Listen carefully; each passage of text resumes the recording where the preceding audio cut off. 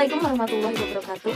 Halo semuanya, perkenalkan nama saya Isna Laila Fauzia, mahasiswi dari Institut Agama Islam Negeri Kudus dengan nomor induk mahasiswa 2150210023. Pada kesempatan kali ini, saya akan membacakan hasil dari review jurnal untuk memenuhi tugas pada mata kuliah Seminar Riset Bisnis yang diampu oleh Ibu Dwi Putri Restuti, MI.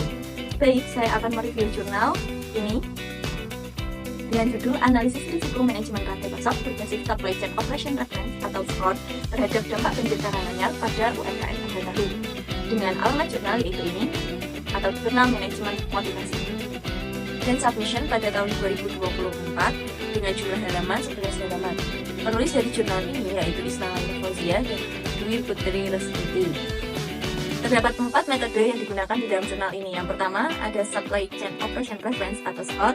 Yang kedua ada Failure Mode Effect Analysis atau FMEA. Yang ketiga ada Root Cause Analysis atau RCA.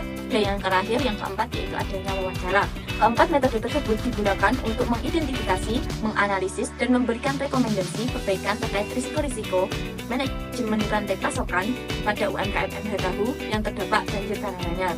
Tujuan dari penelitian ini adalah untuk menganalisis dan mengurangi risiko yang timbul dalam rantai pasok pada UMKM MH Tahu terhadap dampak banjir yang terjadi di Karanganyar dengan menggunakan metode Supply Chain Operation Reference atau SCORE dengan tujuan untuk meningkatkan keamanan dan kestabilan rantai pasok UMKM MH Tahu serta mengurangi dampak negatif yang terjadi akibat banjir Karanganyar.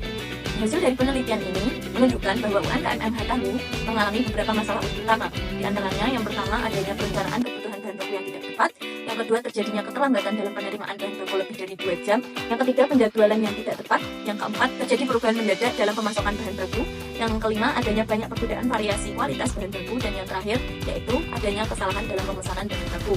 Untuk memitigasi risiko-risiko tersebut, jurnal ini mengusulkan beberapa rekomendasi perbaikan, yaitu yang pertama, menerapkan kebijakan safety stock untuk menjaga ketersediaan bahan baku. Yang kedua, meningkatkan koordinasi dan juga komunikasi dengan pemasok untuk menjaga keandalan pemasokan. Yang ketiga, melakukan perawatan intensif secara berkala untuk menjaga kualitas produksi. Dan yang terakhir, yaitu meninjau ulang proses distribusi dan pemilihan pemasok.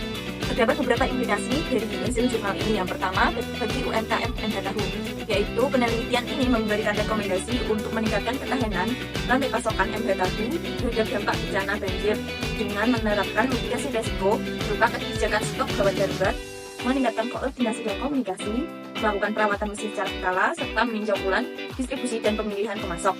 Yang kedua, bagi pelaku usaha lainnya, yaitu rekomendasi dan temuan dari penelitian ini dapat menjadi acuan bagi pelaku UMKM lainnya untuk meningkatkan ketahanan rantai pasoknya terhadap bencana, khususnya bencana banjir. Yang ketiga, bagi pengembangan ilmu, yaitu hasil penelitian ini diharapkan dapat memberikan kontribusi terhadap pengembangan ilmu pengetahuan, khususnya dalam bidang manajemen rantai pasokan UMKM dalam menghadapi risiko bencana. Temuan ini juga dapat memberikan acuan bagi penelitian selanjutnya mengenai topik yang serupa.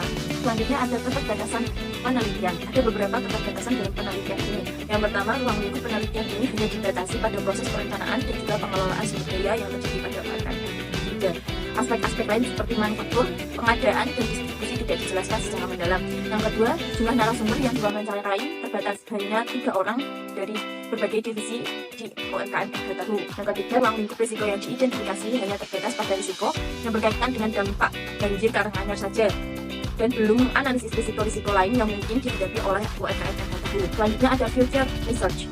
Ada beberapa saran untuk penelitian selanjutnya. Yang pertama, dilakukan penelitian dengan objek yang lebih luas, misalnya meneliti dampak banjir terhadap beberapa UMKM di wilayah yang terkena dampak dari banjir tersebut agar hasilnya lebih representatif dan komunikatif. Yang kedua, mengembangkan model mitigasi risiko yang disesuaikan dengan karakteristik dan kondisi masing-masing UMKM agar mitigasi yang direkomendasikan lebih tepat guna. Yang ketiga, melakukan penilaian kinerja rantai pasok secara berkala setelah penerapan mitigasi risiko untuk mengetahui sejauh mana efektivitas mitigasi yang dilakukan. Baik, begitu saja review jurnal dari saya. Kurang lebihnya saya mohon maaf. Assalamualaikum warahmatullahi wabarakatuh.